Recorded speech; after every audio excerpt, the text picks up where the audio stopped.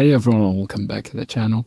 In this video, we'll talk about the Japan Airline Baggage Allowance. So let's get started. So first of all, when it comes to the carry-on baggage policy, passengers can bring one carry-on bag and one personal item, such as a purse or a laptop bag for free, and the maximum carry-on weight is 10 kg. The dimensions are 55 by 40 by 25 centimeters, and it may vary by the ticket class and the destination. And when it comes to the checked-in baggage, for the economy class, typically 1 or 2 pieces each, weighing up to 23 kg, and for the business and the first class, there is a higher weight and piece allowance. And for the excess baggage fees, charges apply for exceeding weight or size limit. Fees vary by destination and the airline policy. And for the sports equipment, items like golf club and skis are generally allowed as a part of checked baggage. And the size and the weight restrictions apply for oversized or overweight items, and it may incur additional fees. And for the special items and restricted items, so the restriction apply for items such as firearms,